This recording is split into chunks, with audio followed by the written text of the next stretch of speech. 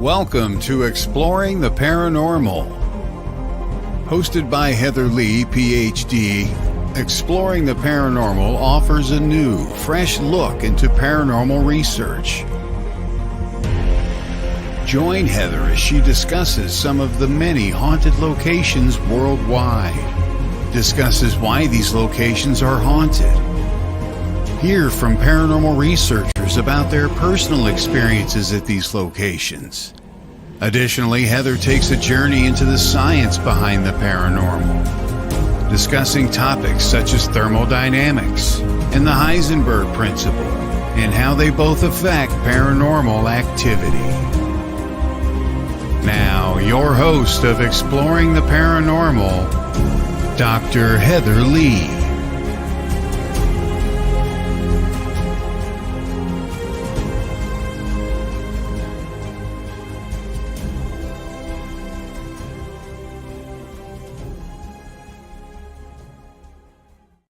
Good morning, everyone, and welcome to this edition of Exploring the Paranormal.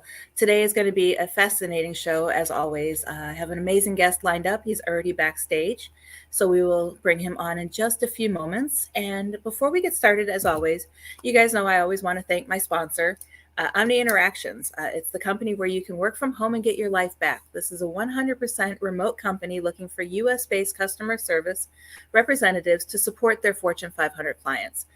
For more information, you can visit my website at heatherleephd.com or getgig.life/paranormal. And you guys know, as I've mentioned, this company is absolutely amazing. You can schedule your shifts in 30-minute or 1-hour blocks, pick when you can work based on what availability there is, and it's definitely the perfect job for a paranormal researcher looking to make that extra money to either buy equipment, pay for travel, or to provide yourself with a full-time income working around your investigation schedule. And also, just to go over a few things real quick, don't forget, I will have some classes at TMC coming up later this fall, September 25th and October 9th. More information will be available about those. And tomorrow night on Ghost Education 101 on Facebook, we are joined by the Haunted Librarian to talk about Haunted York Merchants, and that is at 9 p.m. Eastern. And like I had said, it's on Ghost Education 101. You should easily be able to search that. If not, check out my Facebook page, and I will make sure I get that done for you. And that is all I have. As far as I do have a couple announcements that I'll make later on in the show. Just before we close out, some exciting new things have happened. But today I want to welcome Dan Rivera. He is a senior, I think it's a senior lead investigator. Dan, correct me if I'm wrong on that one when you come on, but he's with NESPR, and he is here to talk about his personal experiences in the paranormal, his time meeting Lorraine and working with the Warrens, and also about their upcoming convention later this year. So let's give a warm welcome to Dan. Hey, Dan. Hey, how you doing? Good. It's senior lead investigator, right? Senior lead investigator, okay. Right. I thought I had your bio on my other screen, but I didn't. I was like, I thought that's what it said. Yeah, it is what it is, you know. You're there. No. So I know you have worked with the Warrens, but did you get involved in the paranormal far before that, or what kind of sparked your interest in the paranormal? Prior to that, yeah. Growing up as a child in a house that, I wouldn't say that it was haunted or anything like that. But it was more or less, I had family members, particularly in aunt that was dabbling in Santeria. We lived in a 4-family house, and her rituals or practices affected everybody in that, 4-family house. Her altar was underneath my bedroom. And I remember, 5 years old, being dragged out of bed, pushed into a wall. Come years later, found out that, some of my cousins were experiencing the same things. And it wasn't living with a ghost. It was pretty much living with something much more evil. And, my parents, kind of brushed it off, but knowing what she was doing. And I thought it was going to stop when my father decided to move out of Bridgeport into Stratford but certain things continued there as well. Not that it followed me there, but I was starting to gain some abilities and hearing and seeing things. The gentleman that owned the house prior to us moving there was a taxi driver, and he committed suicide in the bathroom in the tub. And I picked up on that. And there were times where I was alone in the house. I'm in my bedroom like a regular teenager listening to Iron Maiden. And my parents were like, "Oh, you need to take those posters down. You know, they're evil and everything like that." And one day I'm in my room and all of a sudden somebody's knocking at my door. I hear 3 knocks. I'm like, "Well, what's that?" I mean, there's nobody home. I open up the doors, nobody there. And then I start hearing a gentleman's voice, telling me to get out of the house. And, you know, I took the Iron Maiden posters down. Uh, but that's where it all started, when I was a child. And it pretty much, my abilities, starting to strengthen throughout the years. And I started my own paranormal group back when I was in my 20s. And just trying to study and understand where all this was coming from, and why I was hearing these voices or why I would see apparitions, and so that started my journey into the paranormal. And I started falling on cases that the Warrens had worked on, locations, houses that they've been at, and I was like, this is kind of weird. And the story gets a little bit more interesting. After I met Lorraine and Tony, I started helping them out, and they asked me, would you like to be a part of our organization and helping us out? And I jumped right on that because I knew there was always a connection there. But the weirdest connection is when I heard for the first time about the gentleman that was kicked out of the museum with his girlfriend. He started knocking on Annabelle's case and mocking Annabelle, and Ed saw that and said, "Son, you need to leave the museum." So when they left the museum, they got onto their motorcycle and they started driving down Route 25, heading towards the Route 8 connector. Now, this was back around 1980. It was a Saturday afternoon, and I was heading home. I went to work with my father that Saturday to deliver pastries and bread and rolls to the local restaurants and diners. And his last stop was the Monroe Diner. And we were heading home back down Route 25, heading towards Route 8. And all of a sudden, a motorcycle went flying right by us, and it was a gentleman, riding the motorcycle and his girlfriend on the back seat. And I could remember her holding on to the back bar behind on the motorcycle. And my father said, "Dan, they're going to get into an accident." And as soon as we got down to the end of the Route 25 connector, when it hits Route 8, we saw the motorcycle on the side of the road. It was tossed more or less into the wood line. We didn't see the gentleman that was riding the motorcycle, but we did see his girlfriend sitting on the side curb, holding her head, and she was bleeding. I never made that connection till later on, that I witnessed that accident where Ed had told that gentleman to leave that museum. And that was my first connection with Annabelle without even knowing at the age of 8 years old. Yeah, Annabelle, I don't know. She's not one you want to mess with.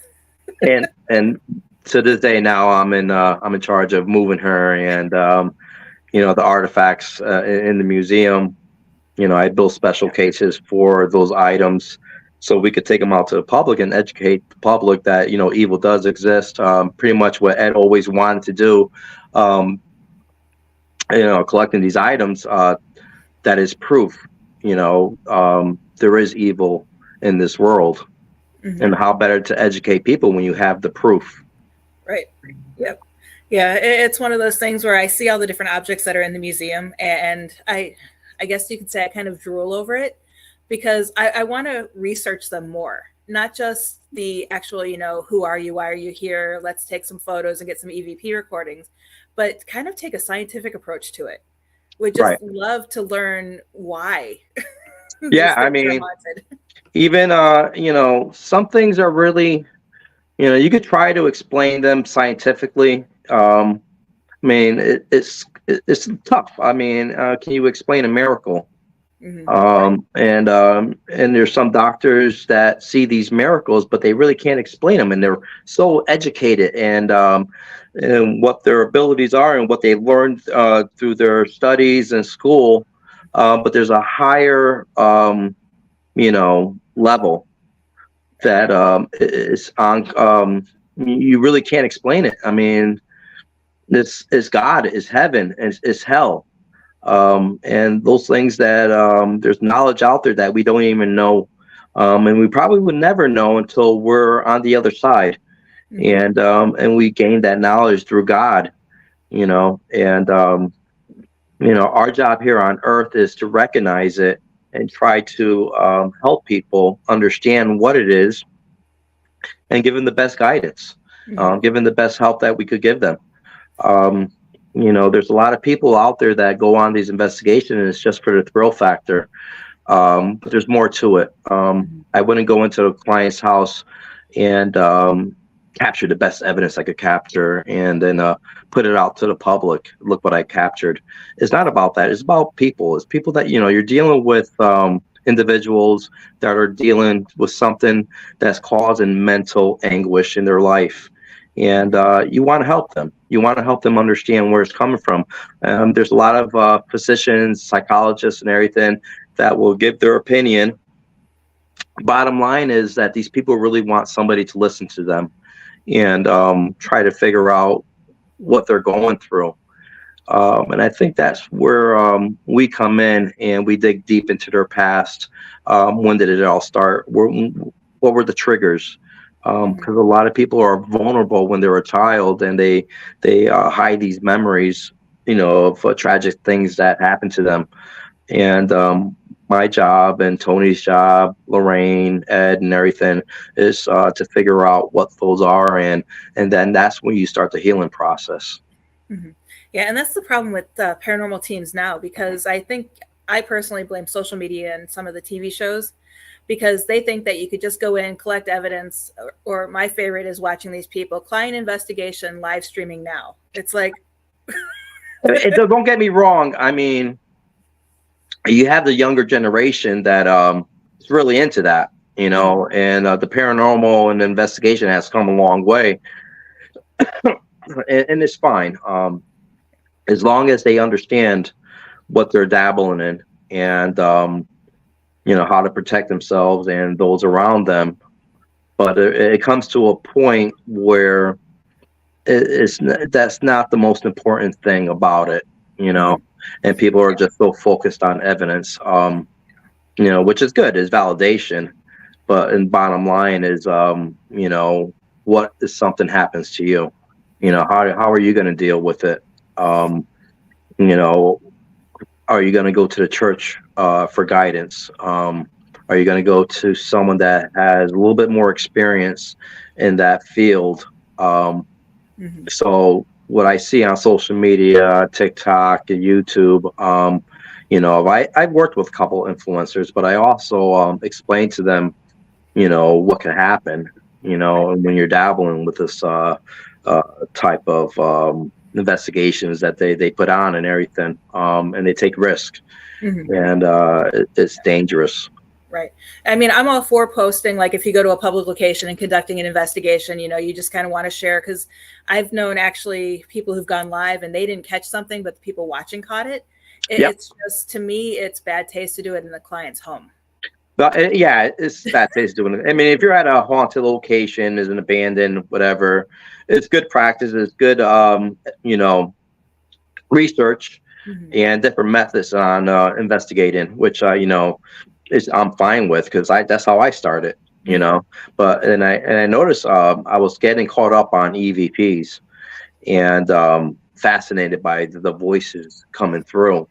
And the weirdest thing was, what I caught on was years later, I would go back and listen to those EVPs and I will hear something different.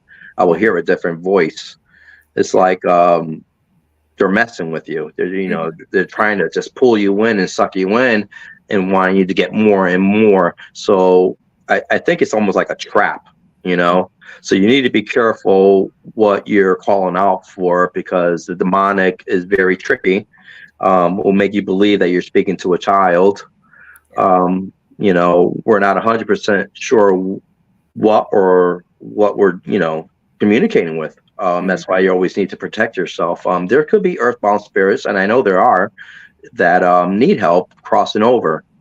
But there's a demonic that wants to lure you in, and eventually, and the demonic does not like us because we're created in God's image, and it wants to destroy us. So it will try to trap us. Everything that you see what's going around in the world today is all influenced by evil, and you're easily trapped into it because of all these diversions, and there's always something bad happening somewhere else, and it's just a diversion to keep you from looking over there. And that goes the same when you're paranormal investigating. There's always diversions. Mm-hmm. Yeah, and you talking about that right now reminds me of one of my favorite episodes of Paranormal State that Lorraine was on. It was when the one woman was conducting EVP sessions trying to reach her husband. And the woman had hundreds of hours of EVP, recordings. And Lorraine's like, she's got to stop. Right. We can't help her. And it's just, and she basically said what you said. She's trapped. Yeah. Needing to do it. And I run into a lot of cases that are like that. Just recently, a gentleman that is a friend of mine, but he just got caught up in it. And he had purchased a home, and activity, was going on in the house.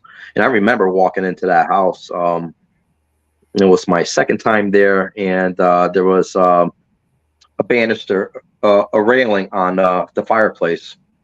As soon as we walked into the room, I don't know how it happened, but that railing flew off the fireplace.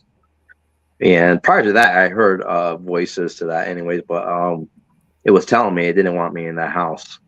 And I told them, it's like, you need to either fix this house up and sell it, or you can't, it's going to suck you in. It's going to consume you. And this I told him 2 years ago. And just recently, maybe 2 months ago, he reached out to me that he was dealing with depression, hearing voices, somebody whispering in his left ear. And that's when I guided him to the church, and to have, he actually got baptized through the church. And the priest was able to help him. And everything that I was telling him, the priest was telling him as well. And I told him, once you get the help from the church, you have to do the work. I want you to prove to me that, you could go to mass, you could follow the priest's direction, and everything will start turning around in your life. So he did that, and he sold a house, got out of financial debt. His life is going back to where it was better. He has a better understanding now of what, how this could consume your life. So, I think by me working with the traditional Catholic Church has taught me a lot.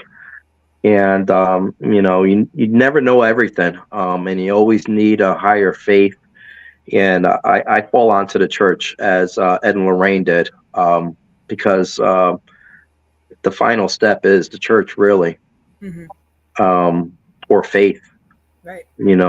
A good outlook in life, and I told him, you can't dabble with this anymore. Paranormal investigating, trying to conjure up spirits or anything like that, because they tried to destroy him. Certain people have certain things in their life that spirits are easily attracted to them. And if they're weak, or they had some personal issues that they were dealing with, alcohol, could be drugs, that they're targets. And they have to understand that. Yeah, exactly. And it's interesting because the one rule I have in my house is we don't investigate in our house. Yeah. It's, and that's what the rule should be. And it's funny because we were doing an event when we lived back in Vegas, and they had requested that we had a spirit box, which we didn't have because it wasn't a tool that we used.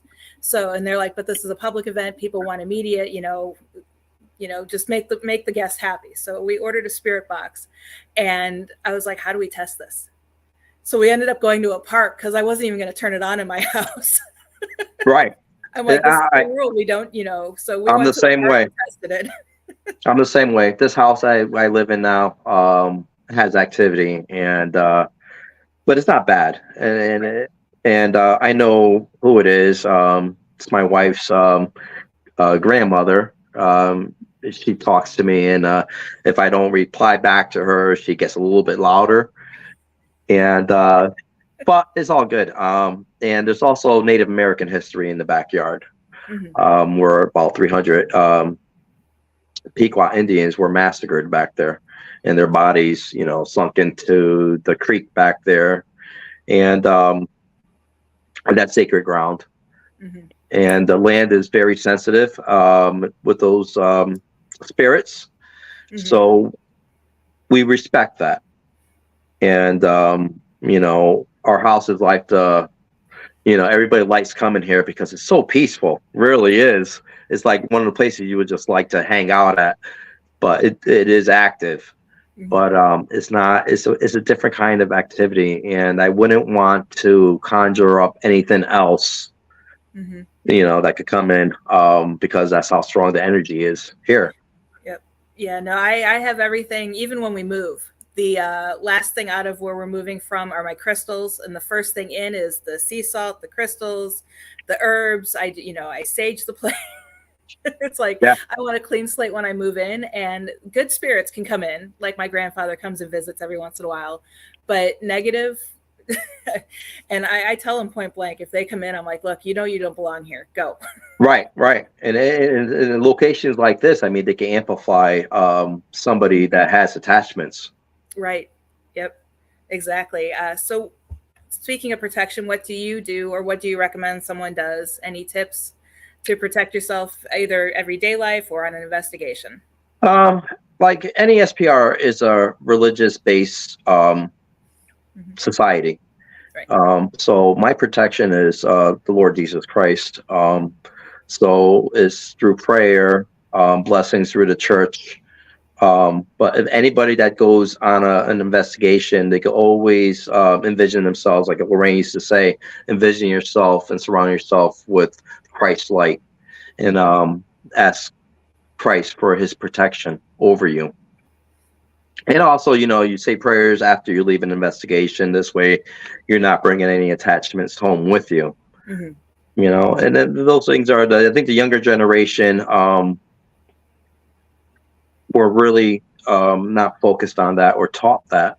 And I think, I would like to teach them that. And I think that's, especially this generation, I think I want to call this the lost generation. But there's still hope, and you can't give up on them because no matter what, they're our future, and we want to see our future to be a good future. And right now, the way things are going in this world, everything's upside down. And all we could do is just try to make it a better place. Not just through paranormal, but just guiding this next generation and help them understand what life is really about. Mm-hmm. Yeah, kind of shove them in the right direction. Right. And going back to Annabelle real quick, one thing I don't know why it popped into my head, but have you ever had any experiences moving her? Like vision that popped in my head is like you're holding her and you're moving her, and all of a sudden her head turns and looks at you. Nah, that's never happened. If it did, I wouldn't be handling her anymore. But I've lost a couple of vehicles, and my wife was like, Dan, notice every time you handle Annabelle, you lose a vehicle. God, I got 2 classic cars now. So I take great precautions now when I move her, and what Ed taught us, never let that doll touch your bare skin. And it's one of the reasons why Wade Kirby made me some gloves that he had blessed through the church in New York, St. Michael's. Mm-hmm. And in each finger, there's a holy relic. Okay. So you have St. Michael, you have St. Benedict medals, in each finger of that glove. And then I have the Lord's crucifix on my palms.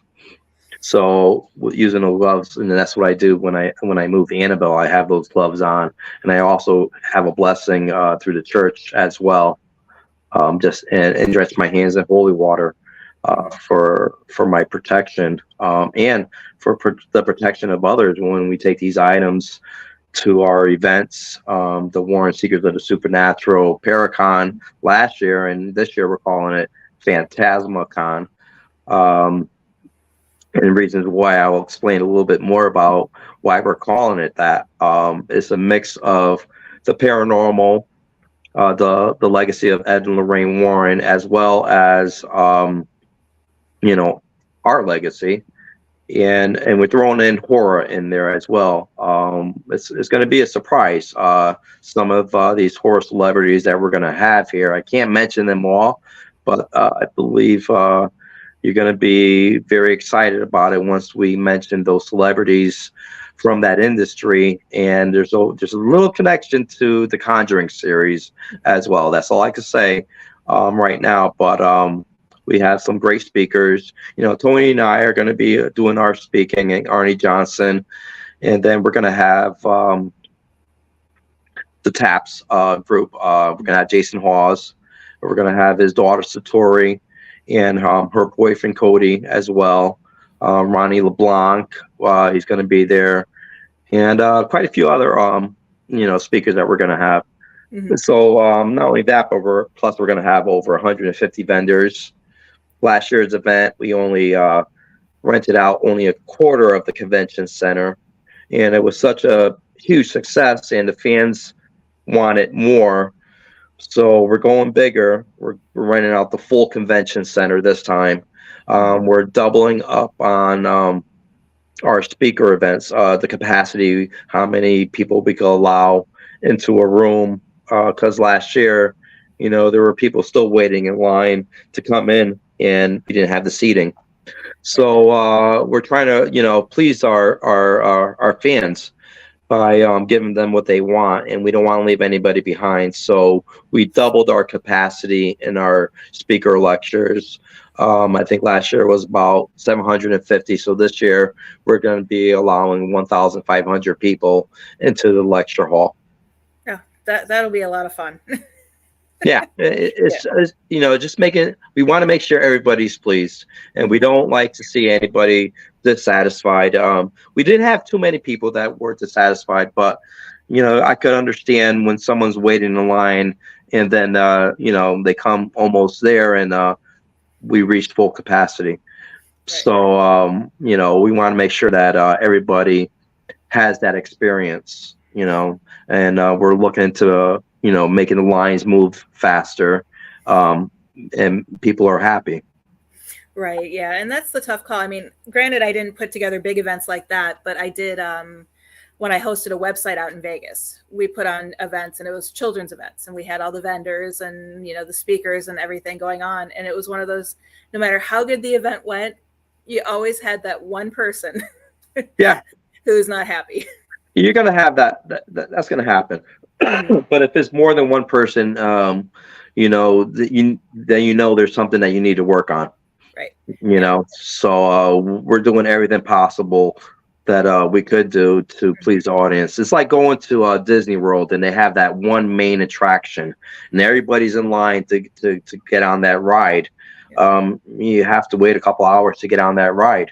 There's no other attraction like that. That's pretty much how our Paracon is. It's a one of a kind event, and all we could do is just try to make it a better experience for our fans. Yep, just take that feedback and move on. That's it. And that's the tough part is you have to.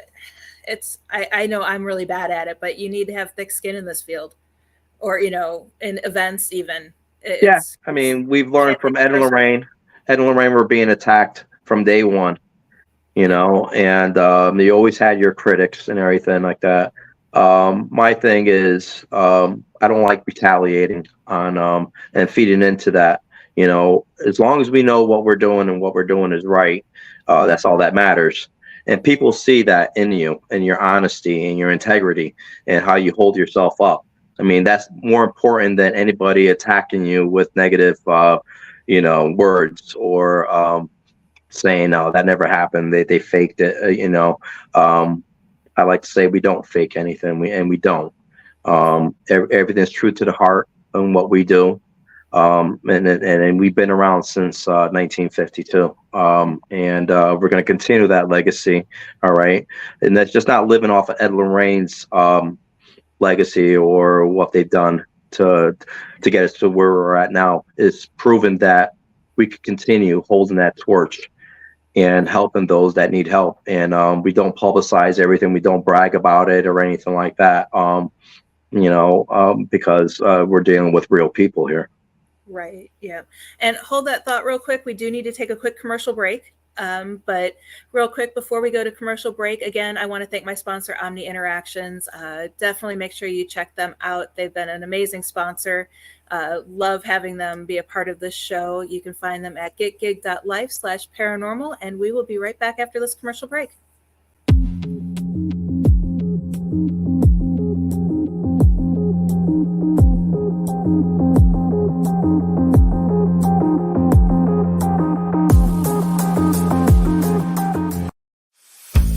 The Body Code is a revolutionary method of energetic healing developed by Dr. Bradley Nelson, which allows us to quickly and easily identify specific imbalances that seem to underline chronic ill health, acute and chronic pain, and discomfort, dysfunction, and stress.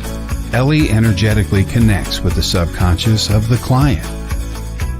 Psychic medium Ellie Weisensell is a medical intuitive and energy healer and a certified body code practitioner. She identifies and clears energetic imbalances within the body and energy field. Contact Ellie at the website below, and Ellie can work remotely from a distance, by phone, online, video chat. There's no need to travel to an office. Remember, the Body Code is safe for humans and animals. Contact Ellie today.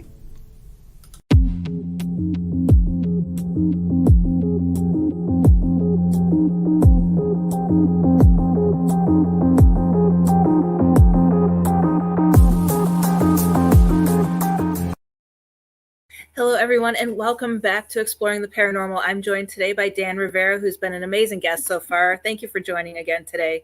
I'm so glad. I have trouble getting people in the morning, and I was really glad you were able to join. No problem at all. Yeah. And Lee, I see you're watching. I see you commenting. Thank you for joining the show again and watching us. If anyone has any questions, even if you have questions when you're watching the replay, make sure you ask those. And if I see them, I will make sure I get them either answered by myself, or if it's a question for Dan, I'll pass it along to Dan and get him to answer it for you. So one thing you had mentioned about faking evidence, that is a big thing that I've encountered a lot lately. And I know there was one client we were working with, they sent us all these photos from a team, and it was like all these they weren't even orbs, they were just like little light streaks all through this woman's house. And when you went to this team's Facebook page, they not only shared the client's evidence that we were talking to, but they also shared evidence from another case, and they had the same little light streaks.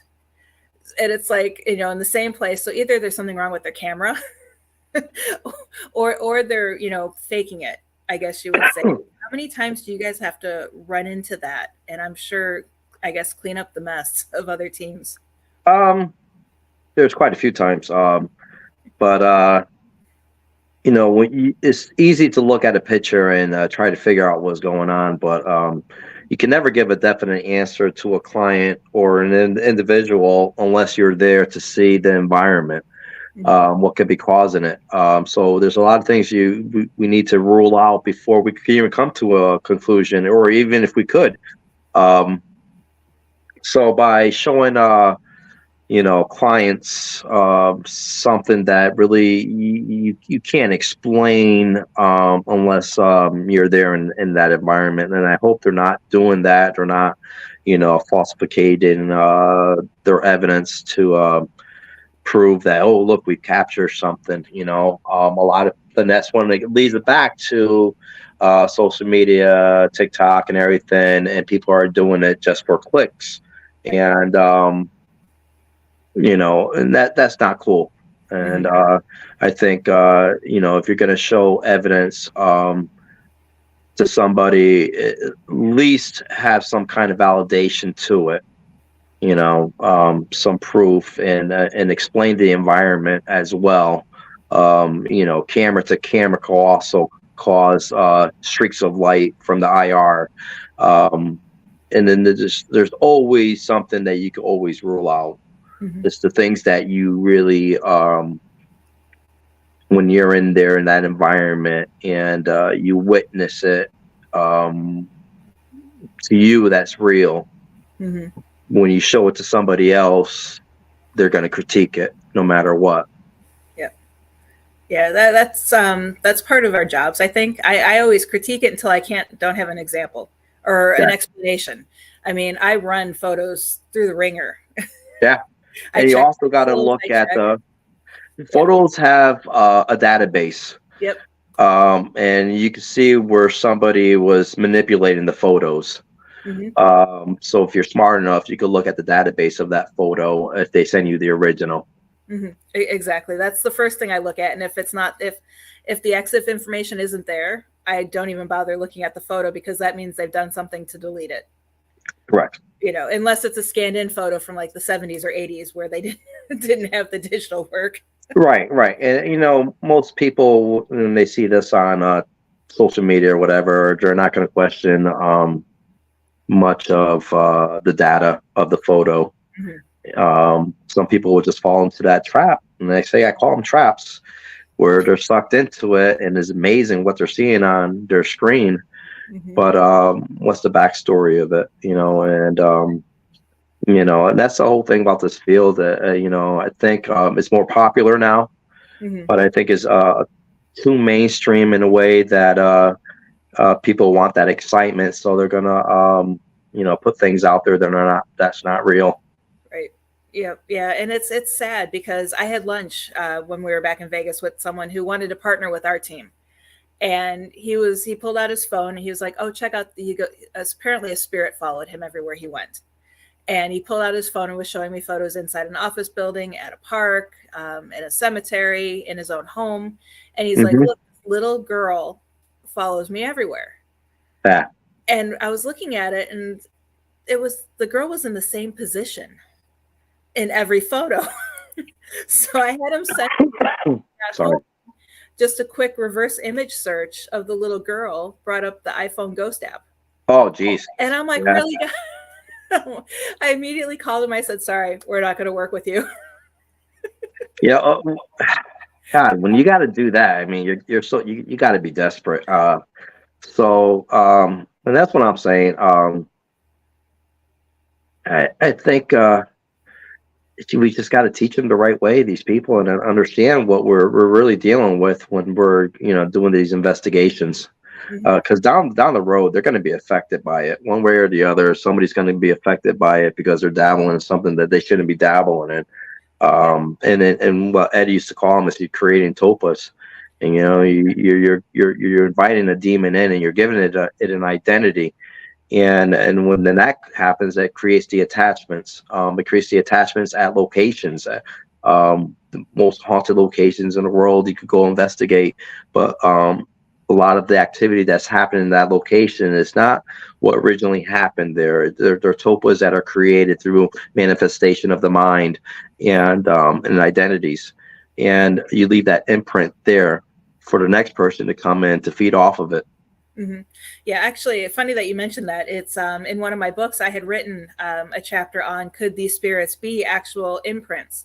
Like when you go to ghost towns that do reenactments, is it really the spirits of the ghost town, or is it a new entity that has been created because of all of the energy and, the reenactment and the recognizing? Right. that these spirits are there, you know. Absolutely. Absolutely. It's interesting how, you know, and that's where it's like you can never get an answer in this field. It's if it's not this, it could be this. If it's not that, it could be And that's something why completely different. you got to ask a lot of questions.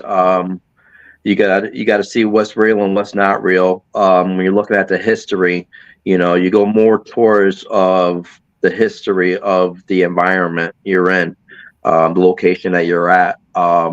Everything else could have been brought in, and that's the most important thing. Mm-hmm. Exactly. And, you know, that just all goes back to the getting to know the client, getting to know the location. Yeah. And, you know, I tell people when you dig into the history of a location, you need to learn more about the history of the site. You need to learn about the history of the people who live there, you know, and more than just that. It's Oh yeah, it's very interesting because when you want to go in there, you want to know the correct history of that location, and when it's being manipulated, you're changing history. You know, the story changes as it goes along, and then we lose all focus of what's really happening. Mm-hmm. Exactly. And I mean, I'm a firm believer of studying. I mean, I know you don't want to send a psychic in knowing the history of a location, but I truly believe in knowing 100% of everything. Mm-hmm. And it paid off once. One example that I use quite often is we did an investigation of a location that used to be an old Mormon fort. And during the investigation, one of the investigators asked, "Who's the current president?" Right. And our response was Jeff's. And they're immediately like, nope, you're wrong. And I'm like, and here I am, the one who researched the property beforehand. I'm like, well, wait a minute. Yeah. I'm like, the FLDS believe that Rulon and Warren Jeffs are their, you know, are the president while they're the prophet. And it completely made sense. Yeah. When I go on an investigation, you know, my abilities, is that I feel emotions. So sometimes I could pick up on those emotions that are attached to that property, and then it starts telling me the story. It starts telling me what happened there. So, and it even goes with individuals as well.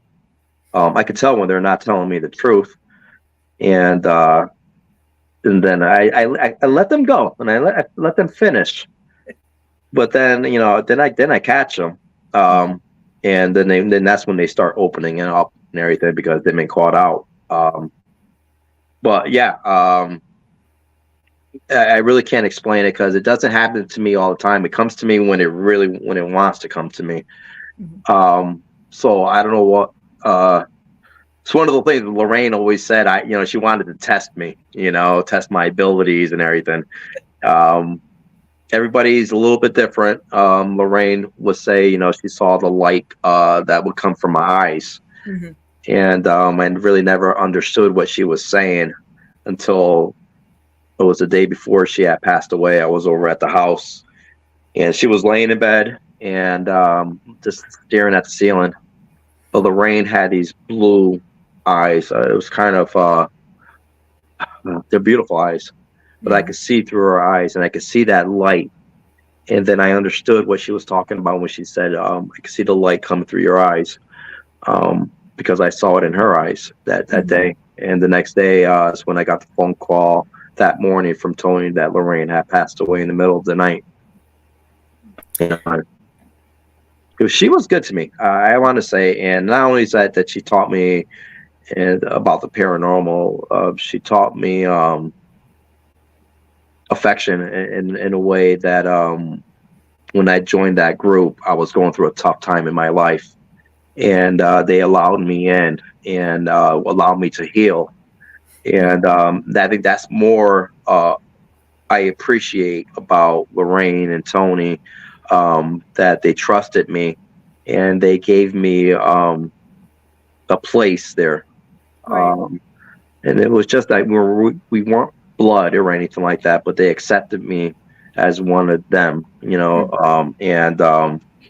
I can never forget that. And then that's what I show to my clients, when they allow me in, it's the appreciation and trust that allowing me to pass that knowledge on and getting them the right help. So It's not, having a big head or anything like that in this field. It's just knowing what's right and passing on the best information that you could. Hmm. You know, Yeah. No, and that's the problem with this field is a lot of people view things as ego. And, some of it, yes, is ego. yeah, Openly admit that. But a lot of times, just because a person takes charge or wants to do something a certain way, it's not because of their ego. It's because they want it done right, right. or they have the experience and know how things should be done. But And that's, always take care of somebody's opinion. I mean, everybody has a valid opinion. We just mhm, have to look at it and to make sure that their opinion is accurate and correct. mhm, And sometimes you got to give them a little space and allow their opinion to be part of the solution, mhm, and see if it works. right. Like I said, I don't think there's really no, really you call experts in this field or anything like that, because you need other people around you that have different abilities, different expertise, different outlooks on how things could happen. Um, but generally, in our faith in God, we have to put that faith in God to give us that final answer Mhm. in our judgments. Yep. Yeah. No, my thing is I've run into a lot of people who are like, no, you should try to do it, differently. And it's like, well, how? Give me your opinion. And they're like, nope, nope, nope. You have an ego. And it's like, Right, right. But something like I give me said, advice. yeah, and then there's a way to bring them back down to earth too. Right. You got to get onto their way of thinking and uh, take the ego away, and and just speak to them, and they can speak to you as a person. And it's like nobody else is around, like nobody else is watching, and they become more down to earth. And so there's different ways to get into somebody's psyche and find that true person in them. Yep. Yeah. And that's always the hardest thing is, people can tell you left and right all day long that you're wrong and you're not doing it right. But then when you ask them, okay, put some input into this, and they're like, they don't have any. Right, right. And then that's when that they're open either to learn or to walk away, Right. because it's not about them. Right. Exactly.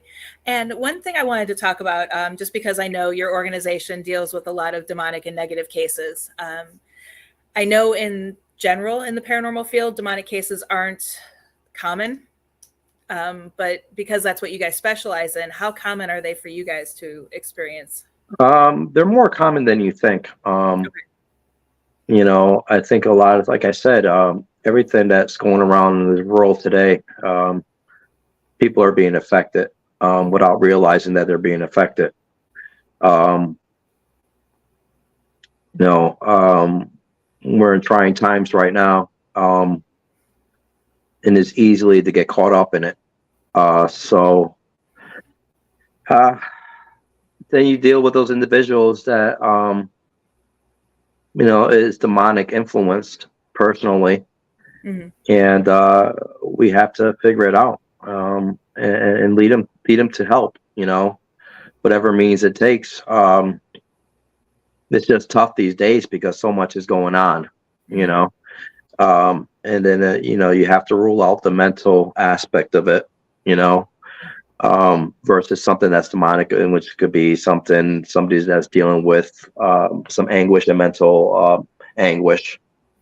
So it's really tough, but you have to weed that out and understand what's going on, and then you find the proper help for them. Mhm. Um, you know, it can be medication, and they don't need to be embarrassed about that. Mhm. Or it's guidance and it's understanding of what happened to them in their past, or just they're just so pure and honest people that they attract good and evil, and Mhm. evil is affecting their lives because they want to destroy it. So there's a lot to think about and a lot to digest and figure out what's the best solution. Mhm. Yeah, and that's the tough part because there's so many factors that it could be. And Yeah, then, of course, you have the people who don't want to let the entity go. And, the minute you close the case, or, you know, an exorcism's been done or whatever ends up being done to them, they call you back in a couple months and you ask them what they did. They're like, well, I, you know, pulled out a Ouija board, or I started talking to them again. And see, because they're sucked in. And I've been on cases where I had 3 exorcisms performed, and then, you know, like you said, a year or 2 years later, they're giving you a call that, hey, it's happening again. And then you come to find out that they were, you know, they weren't strong enough. They didn't follow your directions. And when that happens, then they're putting you in danger, because you're sucked into it and you're emotionally involved in it. And that's not a good thing either, because I like taking on cases. And once I bring it to the church handles it from there. Right. You know, and it's up to them to follow those directions from the church. And there's pretty much nothing else that I could do. You know, only pray for them. Right. I can only lead you to the path, and it's up to you to continue that path. Right. And it's like climbing that mountain. You know, it's hard, and sometimes you're going to fall, and it's up to you to get back up and keep on climbing. You know, but it's easy to fall down and roll down that hill and give up.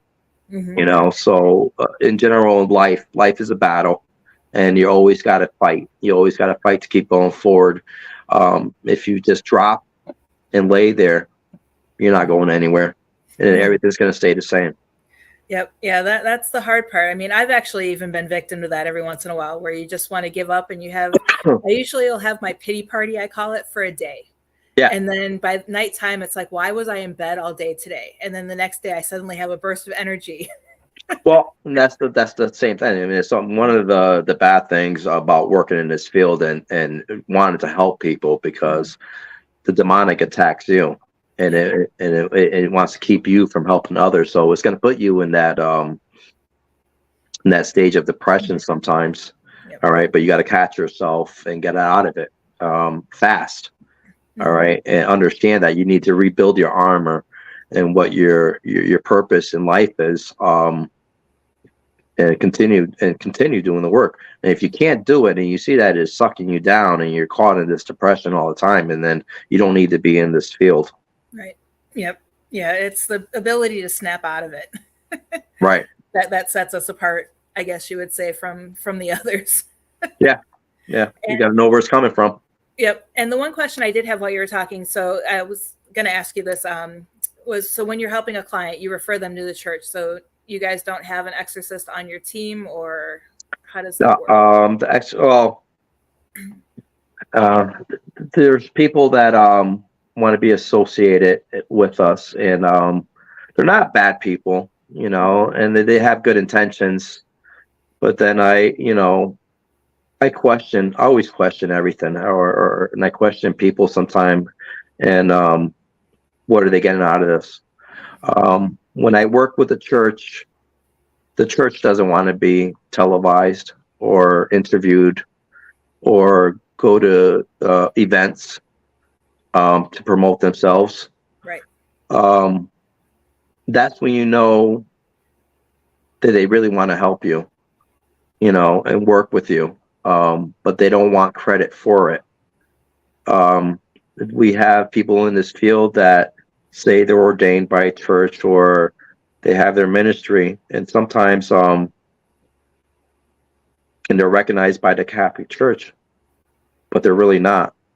And I don't say that their heart's not in it, but don't falsificate or lie to me saying that you have all that, when it's just because you shouldn't be promoting yourselves in a way that you're putting yourself before God in the church.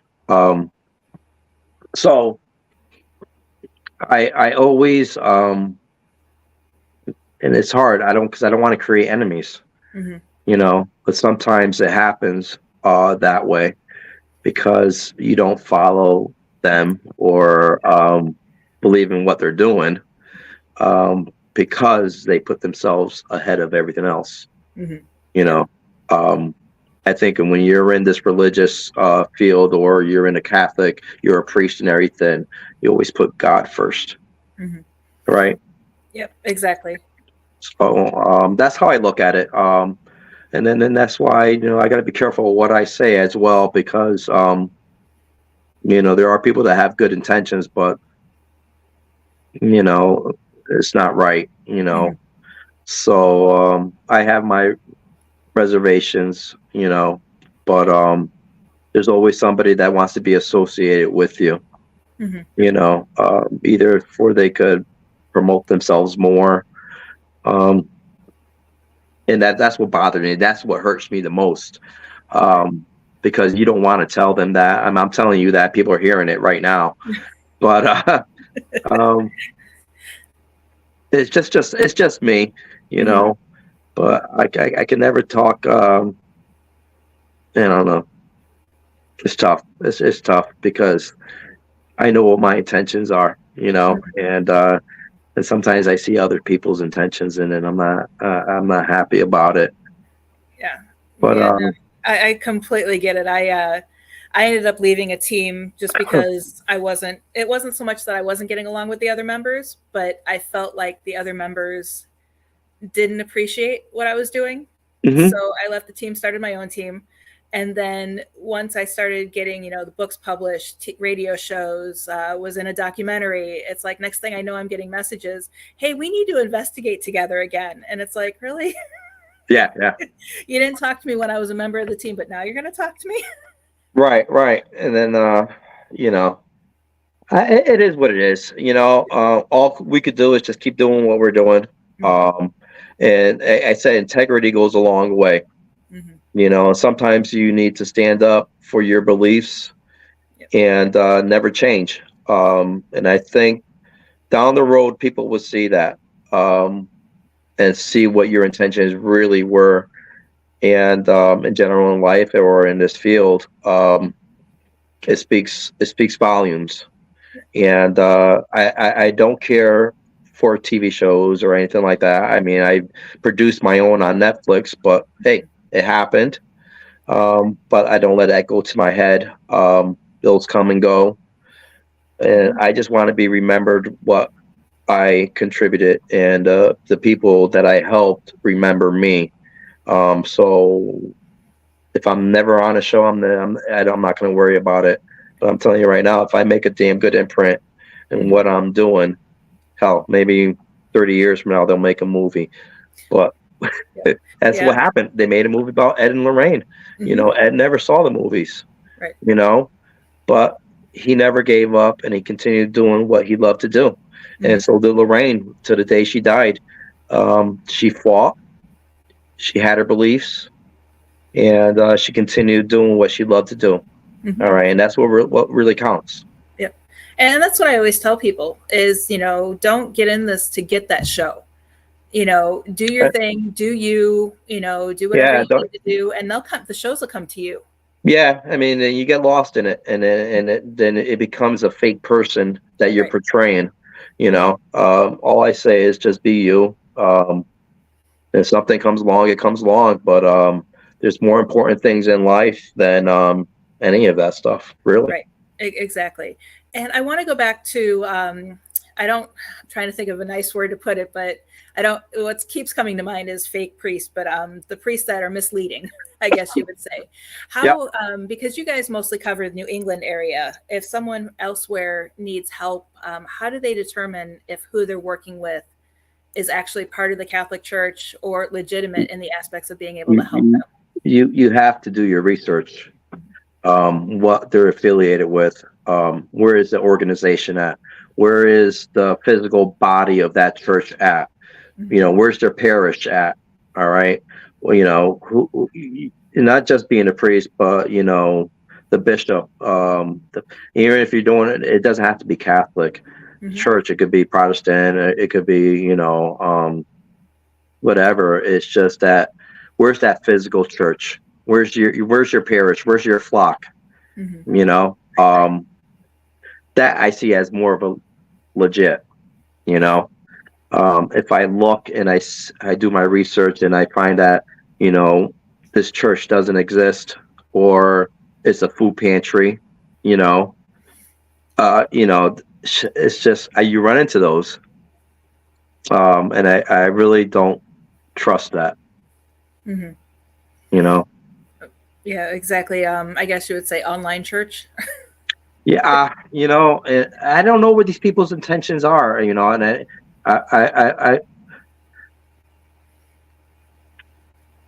you know, when Jesus and he had his disciples, the disciples had a flock, they had a Hmm. following. All right, that was their church, that was their body, Hmm. right, and that their message. I don't understand some of these priests that say that they're priests and you know, they don't have that foundation. Hmm. You know, Yeah. you need that foundation. Hmm. Yeah, they probably started with good intentions, but got led astray. I think so. I think so, and that's why, you know, people's original intentions. I think their faith and their beliefs are there, and Hmm. they really want to help people. But when you present yourself, make sure that you have that foundation behind you. Hmm. You know, because people are going to look at you and judge you now. Right. All right. And if Hmm. I go to my church, is a traditional Catholic church, the foundation's there. I know Hmm. their beliefs, you know, Yeah. and they don't judge me. I'm not going to judge them, but I follow their directions and, you know, they listen to me, Hmm. you know, because some of these churches don't believe in what we do, you know. If I can find a church that believes that my heart's in the right place and what I'm doing, they're going to help me. Right.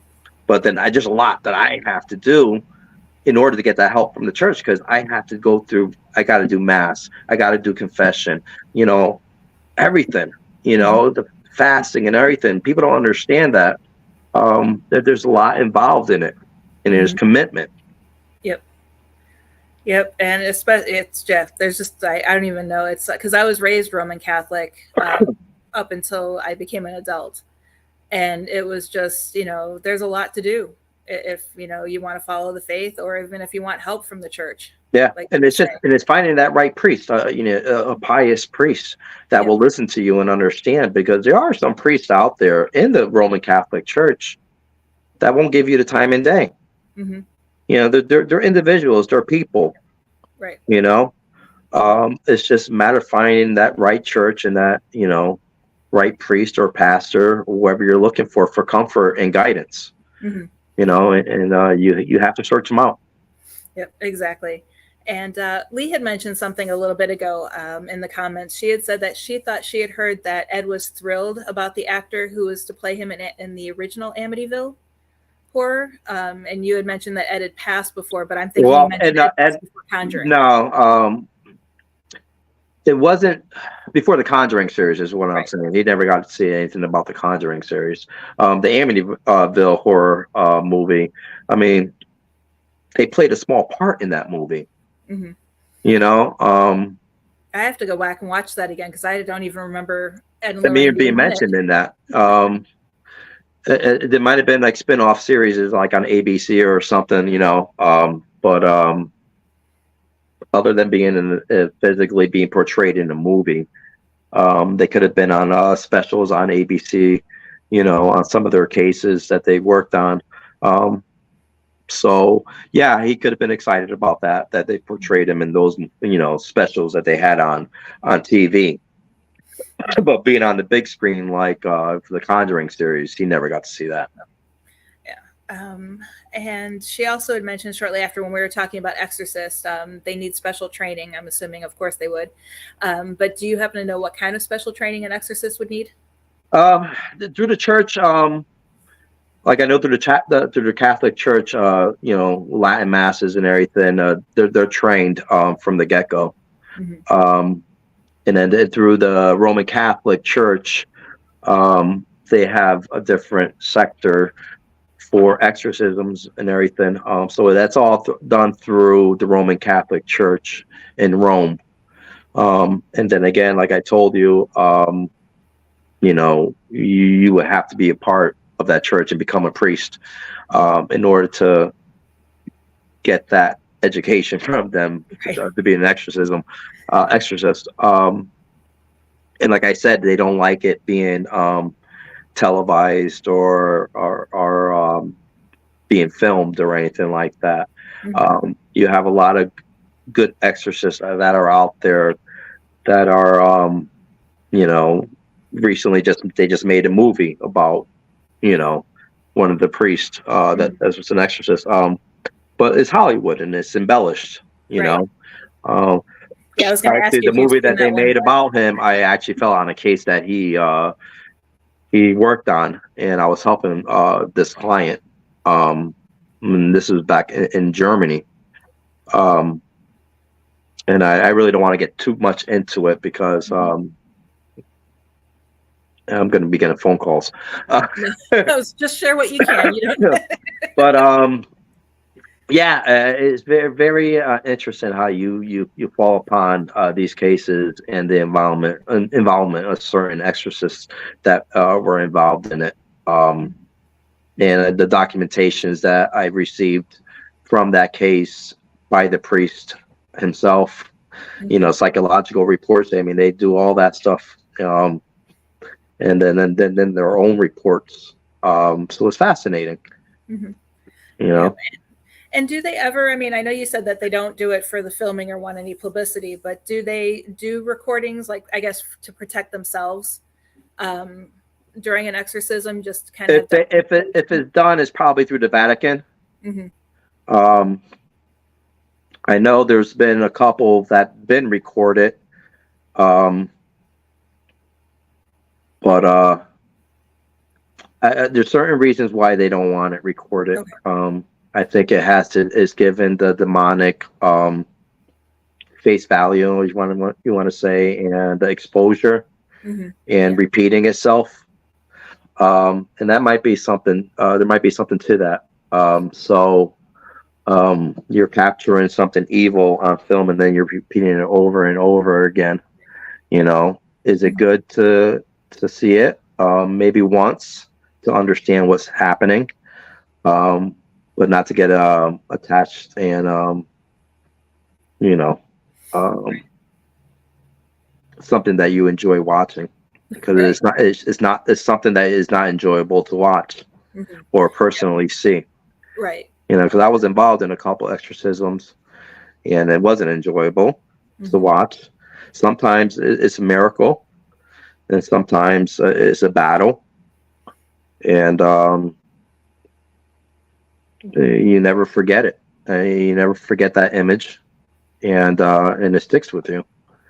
So in working with the church and being involved, I walk away sometimes because I do get affected by it, and you need to take a break from it, because it does affect your life, it does affect everybody around you, and you got to pull yourself away from it, and then when you build that armor again and you're ready to fight again, and then that's when you go back in, and it lets you know when it's time to go back in. You start getting these phone calls, and it'll be one case, then one case after that, and then it's 3 cases. There's always 3. I'm waiting for the 3rd one right now. It's just weird. It's weird, and I really don't understand why I'm doing this yet. But if it's meant to be, it's meant to be.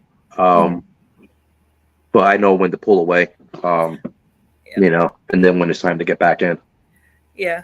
No, I know that feeling. I haven't done a residential case in quite a while outside of consulting from the background, because I had a case just before we left Vegas, and it was I want to say 77 years old, but she was in her late 70s, and she was, complaining that she was being sexually assaulted. And we went in and did, one group did one investigation. We did an investigation. The only evidence we got was her voice on a digital voice recorder saying, "Get out." But the video camera was pointing at her, and she wasn't saying anything at the time.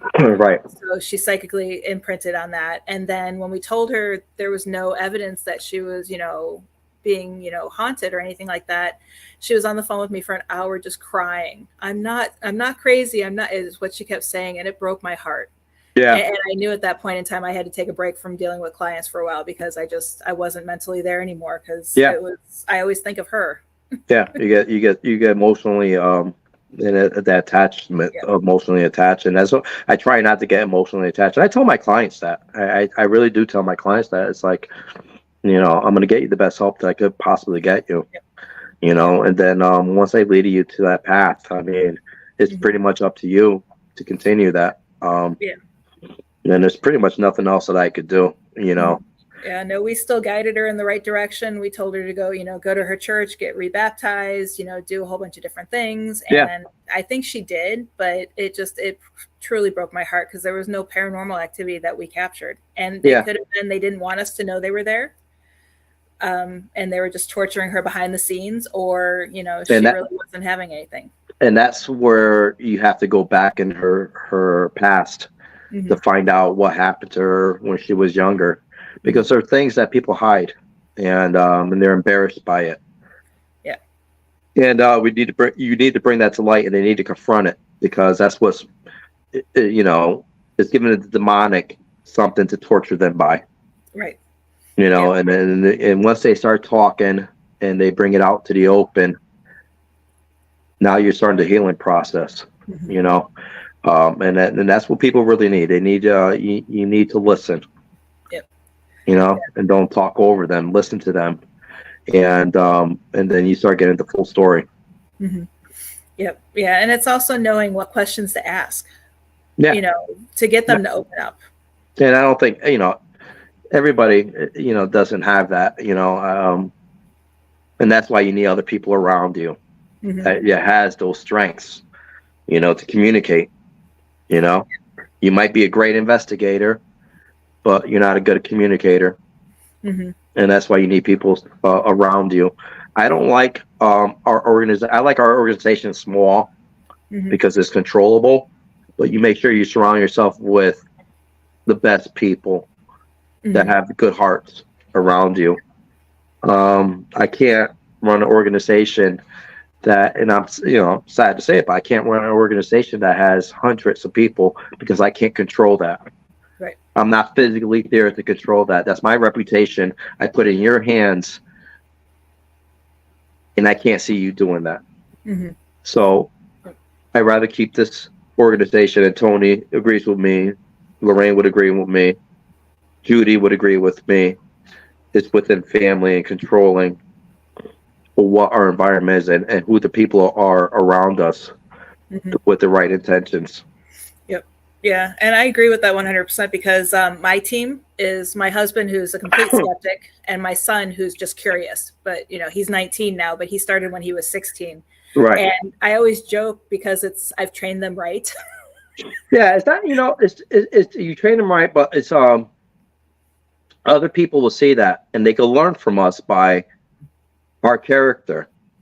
We don't need to have all these followers, to show my character. Jesus only had 12 disciples, right? And that's all he needed. And it spread throughout the whole world. Yep. Just with 12 disciples. All right. Exactly. I don't need thousands of disciples doing that because the message gets lost in there somewhere. Yep. So just keep it simple and keep it close, and that's it. Yep. Yeah, I have a few people from Vegas that I still will consult with on cases, and one actually moved to Florida for a while, and we had plans on working together, but he moved back to Vegas.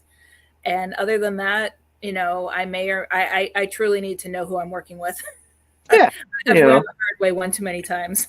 If people want to learn from you or anything like that, just watch and listen, what we do, our reputation, and try to be good people, and that's all it is. It's just being good people.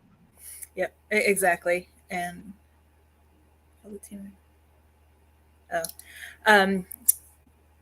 Lee just caught me off guard there. I was reading a comment that popped up. She says, of all the team members' interviews that she's listened to, Ed and Lorraine, I'm assuming is who she meant by they, left a great legacy behind.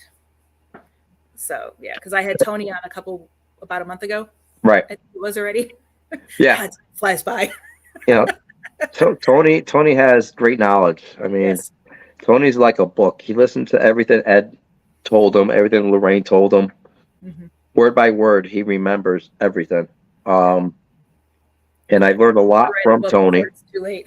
Yeah.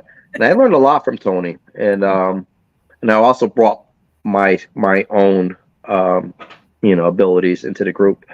And we learn from each other. We have good team members. Chris Lauren, he's a good team member. He helps out with the Paracons. We're part of our partnership. There's Tony, Chris, and myself. And Chris busts his ass, putting on this event. More than what you think.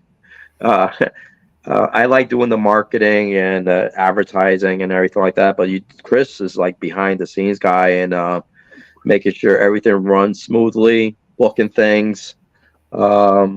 Tony with his connections with the media and everything.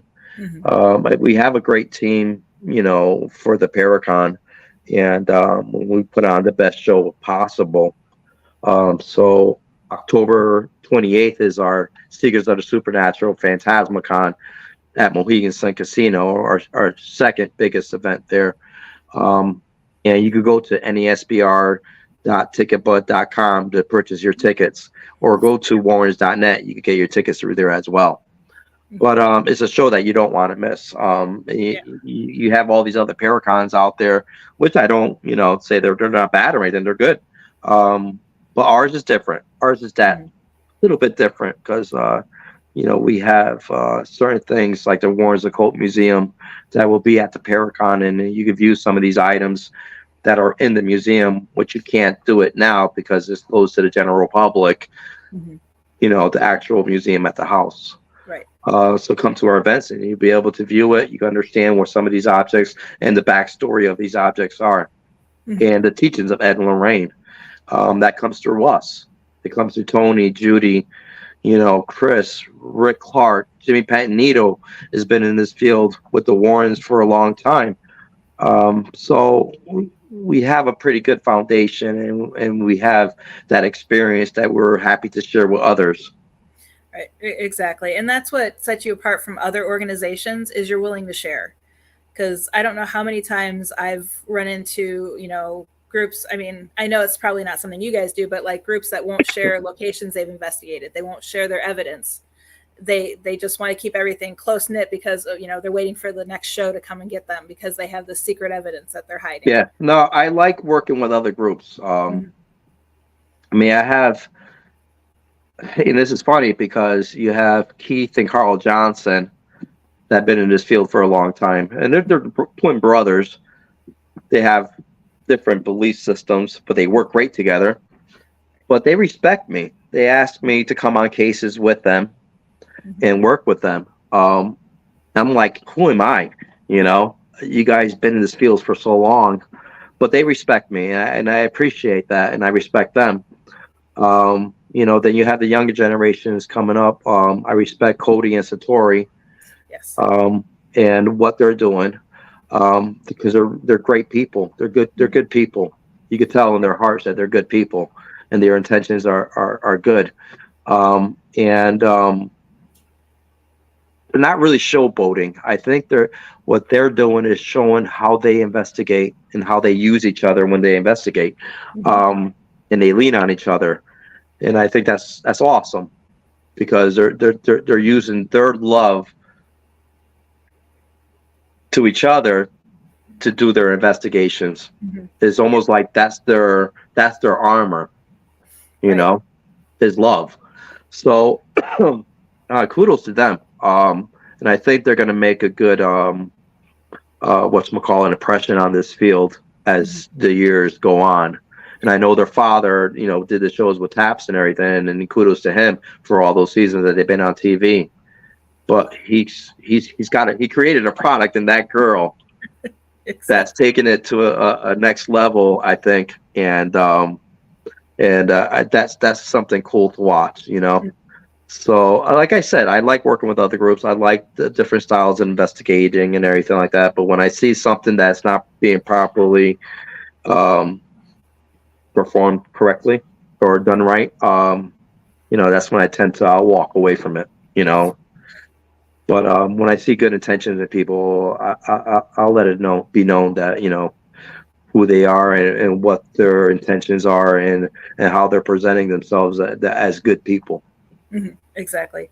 Yeah. So your investigation style, is it walking into a building, provoking, No, or I is never. it going and getting No, answers? no, I don't Because you hear provoke. that all the time, that the yelling and come at me, come get me. Nah, I never was like that. Like I said, I growing up and seeing what this is capable of doing. I never liked to provoke because I already knew what was on the other side and how that could affect me. Right. So it was never my forte to do something like that. And that's what the younger generations need to learn, is that that's not always the best method.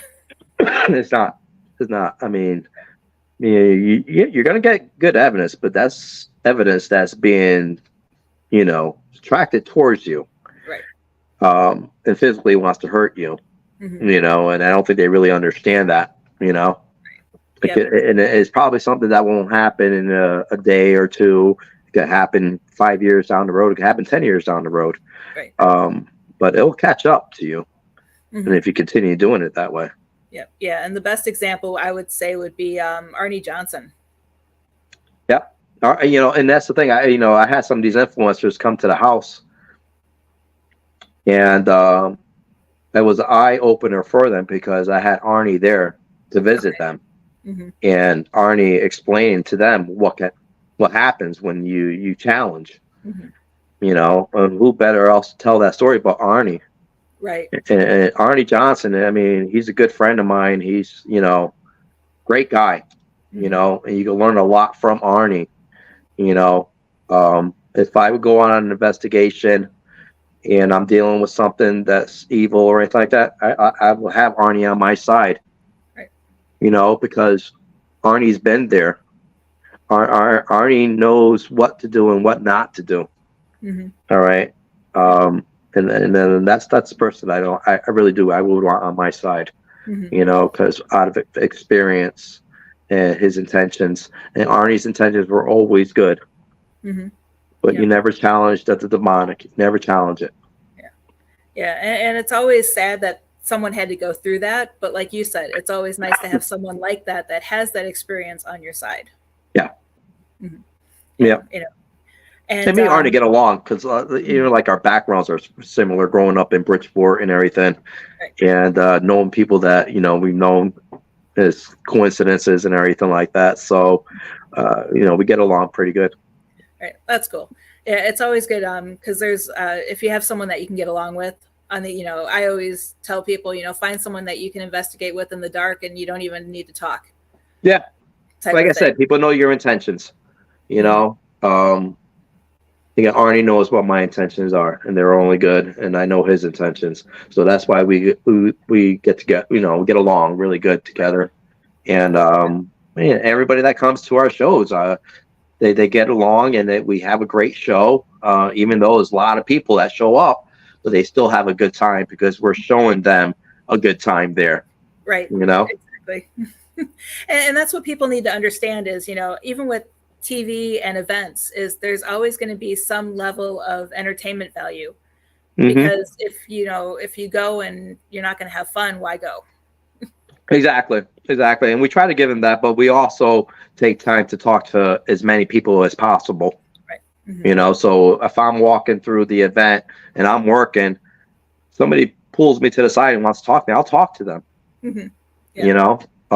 It's just one of those things, you want to make sure that everybody's happy. And Lorraine, same way. Lorraine never hesitated to talk to somebody. Mm-hmm. We actually had to pull Lorraine away from people because she wanted to talk to everybody. So we're the same way. We're catching it as we're getting older. We want to just keep on talking, and not really attend to business. But we lose that focus. But we really do like talking to people, and if they have any questions, we're happy to answer them as the best way possible. So I guess as we get older, we become more like Lorraine. Right. Exactly. And that's what I love about you guys as Paracon, because after the show for like weeks, I'll see a whole bunch of people posting, was just walking through the Paracon and ran into, Judy, or ran into, Tony or Dan. And it was like, it's just really neat to see that you guys aren't standing behind a table. Yeah. I mean, like I said, you had Ryan Buell there, and, I always stuck by Ryan Buell.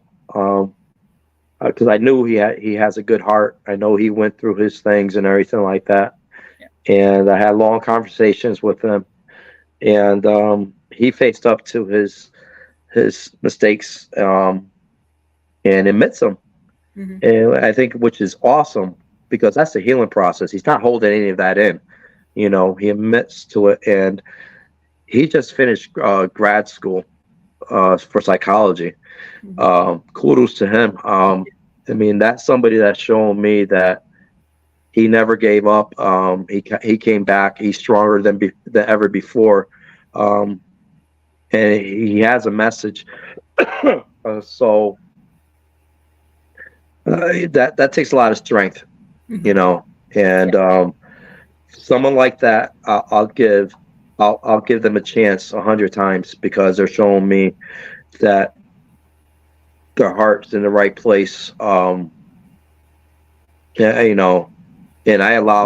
invited him up to all of Paracons to come. You're more than happy to be a part of us, and because he's a good guy. Yeah, he really is. All right. And everybody has their faults in life, but he who's without sin cast the first stone. Jesus never gave up on them. Yep. So why should we judge them and give up on them too? And that just shows his true intentions. Knowing he messed up and moving forward. And sometimes people who do that are stronger in the end. He is. And you know what? You got to give him a lot of credit. And he's doing good. And going into school for psychology and everything. That's good for him. It's really good for him, and it's good for others, because he really can help people out and save lives. Yeah. Doing that in that practice. So maybe that's his goal, that's his passion, and then that's his purpose in life, is to save others, because he's been through it. Yep. Exactly. And I see Robin has joined us. Hi, Robin. And Jimmy has joined us. Hi, Jimmy. How are you doing? So when it comes to the museum, do you have a favorite artifact? I don't really think. Or you don't want to upset Annabelle? No, I don't want to make Annabelle jealous. Really, I don't have a favorite in that artifacts in that museum. Like I said, every artifact has a story. And that's what we educate the public about, these stories that are attached to each item. So I don't, God, I'm not a fan of them, Right. It's like I said, it's a tool that we have to teach people. And that was the main purpose of the museum, was to collect these items and educate people that evil does exist. It could be through incantations, it could be through occult practices, creating tulpas. We have all that, and we educate people about that. All right.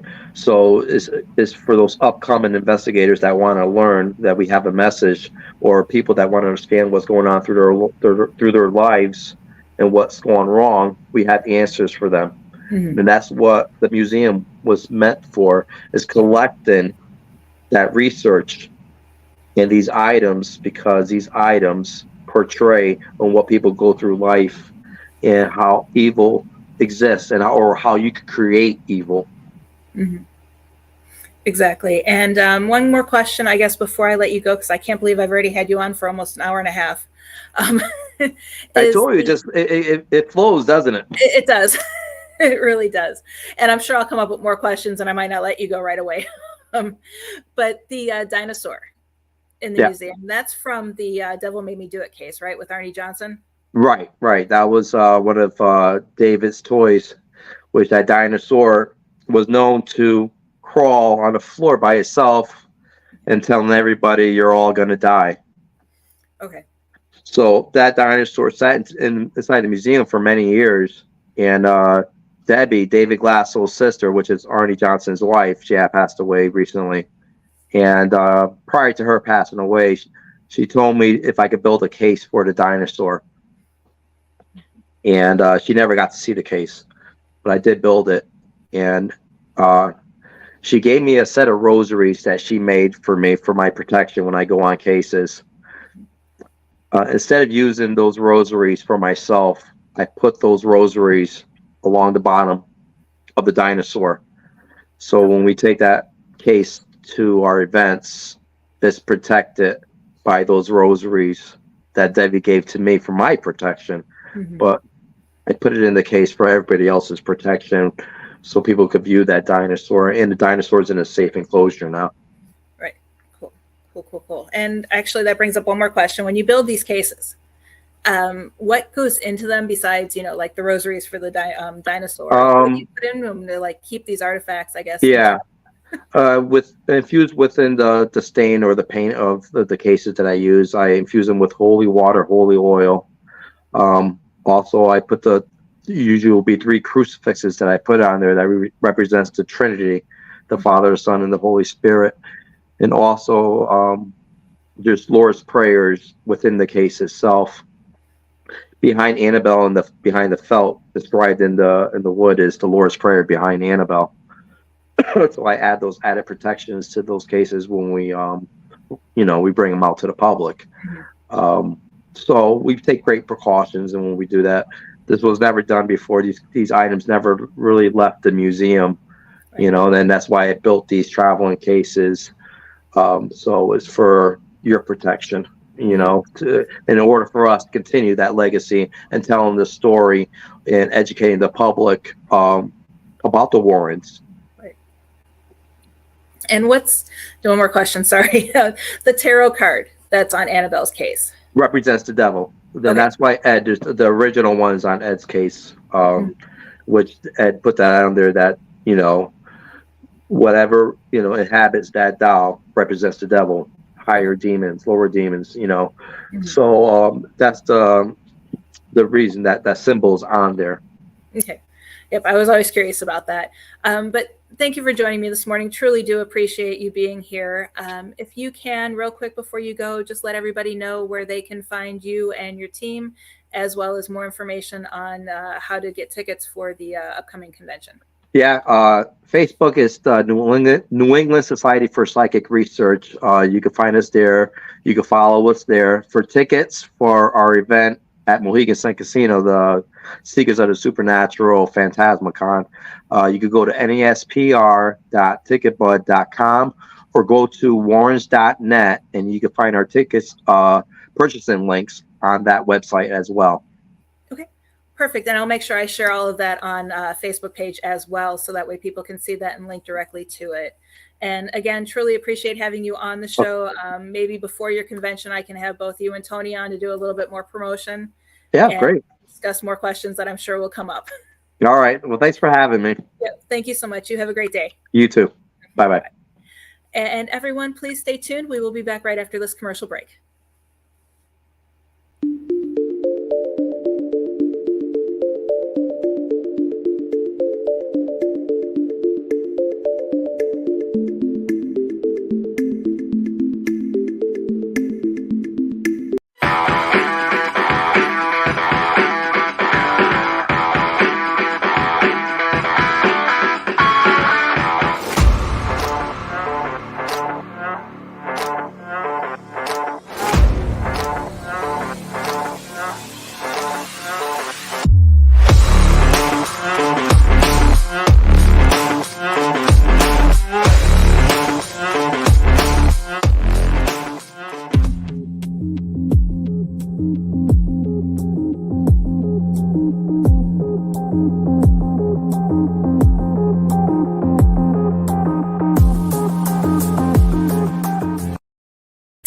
everyone, and welcome back to Exploring the Paranormal. Wasn't Dan such a great guest? Definitely have to have him on again in the future.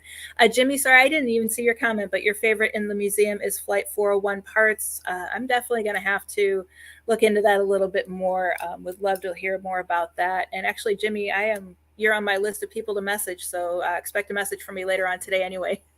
I'm working on getting a few show guests booked, and I have you on my list to get on the show.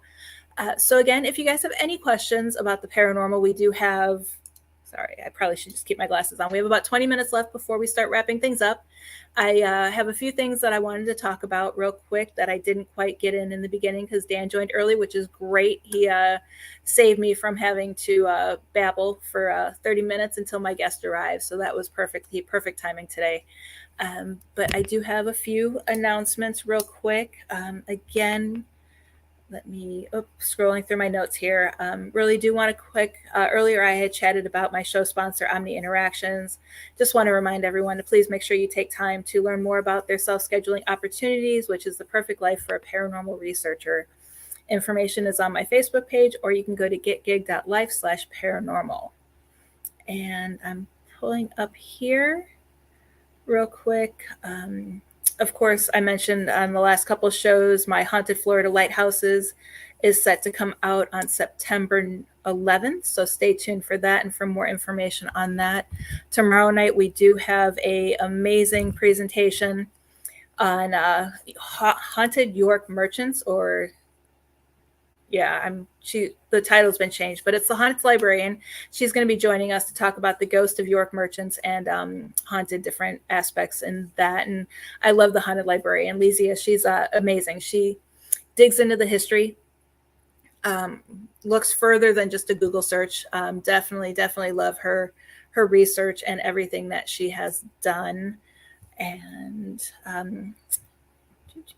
just making sure. And actually what I wanted to do is give you guys a heads up. Hey, Ken, how are you doing? Thanks for joining us today. And trying to get, okay. Just to go over a few things coming up for the show. We have next week, we will have Anubis Paranormal returning. When they were on earlier in the year, Anson couldn't make it because he wasn't feeling good, but we now have Christopher and Anson coming back to talk about all of their projects. We have a special show about Hatman research coming on May 9th. May 16th, David Taylor and Christy from Our Haunted Lives will be coming back. David was on a couple months ago, but Christy couldn't make it, so they're coming back on. On May 23rd, we're going to have Catherine Sorlios coming back on as well to discuss about what's happening with her recently. And I think we're also going to talk about junior paranormal investigators because her daughter has been investigating the paranormal for a while, as well as my son has. So we may bring that up. May 30th, Mark Cardenas from Midnight Paranormal Society will be coming back. June, if you guys can't tell, I was busy yesterday booking shows. June 6th, we have the Connor sisters. June 13th, Natalie Creeder will be joining us. June 20th, Joe Frankie will be coming back. June 27th, Kenneth, I see you in the comments commenting. So we'll have you on June 27th. I do, if anyone wants to be on the show to promote their paranormal team or anything they're doing, or just to talk about the paranormal, I do have July 4th open. And then on July 11th, I have C.L. Thomas joining us to talk about her books and her paranormal experiences. And then July 18th, I have Jeff Slackshire coming back on. He filled in earlier in the year for a guest who couldn't make it last minute. So this time we're actually working on a planned event or a planned interview. Plus I have many, many more. Lots of things are happening. So truly make sure you guys stay tuned. But one thing I do want to announce, I don't know if I was going to try to get him on, but I don't think I messaged him in time. But let me just send a quick message to see if I can do something real quick. Sorry, guys. Okay. While I wait for that response for that message, just a quick reminder again. Actually, I do have some interesting shows coming up on Ghost Education 101 coming up. Of course, we have a amazing panel on May 24th, it's a discussion on orbs. We have David Taylor from Our Haunted Lives, Bill Slevin from down here in Florida, Larry Lawson, who's also here in Florida, and Nick Carboni will be joining us. In June, we have a panel discussion on Ouija boards. We have Joe Frankie coming on, and I'm pairing him up against the Sin City Witch, a friend of mine from Vegas who uses Ouija boards. So it's going to be kind of interesting to see both sides of that. And then we have several more presentations, including Science and the Paranormal will be coming up. There's an actual presentation on that as well. So many, many things coming up. And since I'm not getting a response from my person here, oh, yes, I still need to get to Eldora. I'm working on it. I just haven't had a chance to get there yet, Lee, but I love the tip, and I've been doing research on it, so that's definitely coming up. And when I go there, I'll make sure I definitely share all the evidence and the experiences that we've had. But one thing, oh, hold on. Okay, but I'm... Okay, hold on one second. I do have an announcement that I want to make. Sending the link via Facebook. Okay. I do have an announcement that we're making, and I'm just pulling it up here real quick. And so that way you guys don't get bored and fall off because I'm busy doing other stuff. I do want you guys to make sure that you are following us, are following me.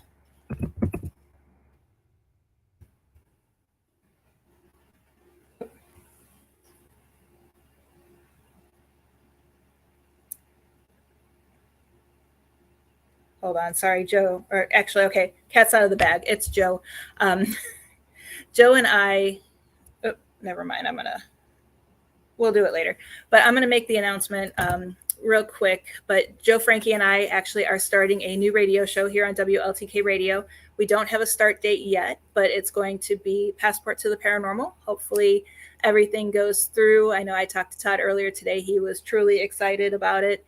And we're going to be getting things off where we're just going to be chit-chatting about all things paranormal, different theme topic every day. And the best thing about the show is on a lot of things, Joe and I have different points of view. So it's going to be interesting and to see how we work well together. So that is going to be a whole bunch of fun. I know a lot of people like to listen to Joe's stories, and it's going to be a lot of fun.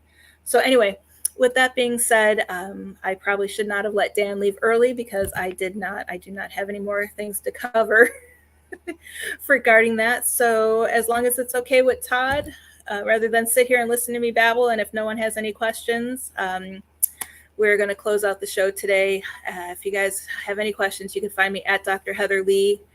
And you can also find me on Facebook at heatherlee.phd or heatherleephd.com, or as always here on WLTK Radio. So I will talk to you guys next week. See you guys in a week. Have a great day.